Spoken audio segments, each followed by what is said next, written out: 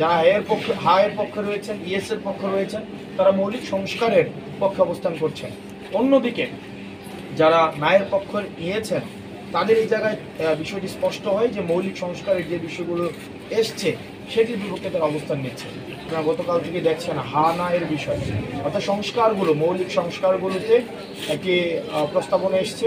সেই মৌলিক সংস্কারগুলোর পক্ষে যারা আছেন তারা বলছেন হা, এবং এই মৌলিক সংস্কারের বিপক্ষে যারা অবস্থান নিয়েছেন, বিশেষ করে তত্ত্বাবধায়ক সরকারের প্রশ্নে, বিশেষ করে এনসিসির প্রশ্নে, আমাদের দুদকে স্বাধীনভাবে কি নিয়োগ করা হবে কিনা সেটির প্রশ্নে, আমাদের যেই কনস্টিটিউশনাল এবং ইনস্টিটিউশনাল রিফরমেশনের মৌলিক প্রশ্নগুলোতে এখন বর্তমানে হা না এর মধ্য দিয়ে তারা তাদের অবস্থান জানান দিচ্ছে। যারা হায়ের পক্ষে রয়েছেন, ইএসের পক্ষে রয়েছেন, তারা মৌলিক সংস্কারের পক্ষে অবস্থান করছেন। অন্যদিকে যারা নায়ের পক্ষ নিয়েছেন তাদের এই জায়গায় বিষয়টি স্পষ্ট হয় যে মৌলিক সংস্কারের যে বিষয়গুলো এসছে সেটির বিপক্ষে তারা অবস্থান নিচ্ছে।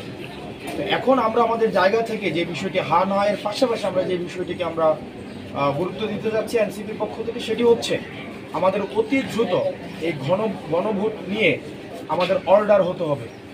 আমরা বলছি আদেশের আলোচনাটি পাশ কাটিয়ে যাওয়া হচ্ছে। আমরা চাই অতি দ্রুত আদেশের বিষয়টি নিষ্পত্তি হোক, এবং এই আদেশটি কোনো অধ্যাদেশ নয়, কোনো প্রজ্ঞাপন নয়, অবশ্যই আদেশ হতে হবে। এবং এই আদেশটি আমাদের এই গণ অভ্যুত্থানের মধ্য দিয়ে যিনি প্রধান উপদেষ্টা হয়েছেন ডক্টর মোহাম্মদ ইউনূসকে সে আদেশটি জারি করতে হবে। কোনো ফেসিস্টের রেখে যাওয়া, আমাদের যে ফেসিস্টের লিগেসি যিনি ধারণ করছেন চুপ্পু, এই আদেশ দেওয়ার কোনো এখতিয়ার নেই, এবং এই গণ অভ্যুত্থানের লিগেসি হিসাবে ডক্টর মোহাম্মদ ইউনূসকেই আদেশটি দিতে হবে।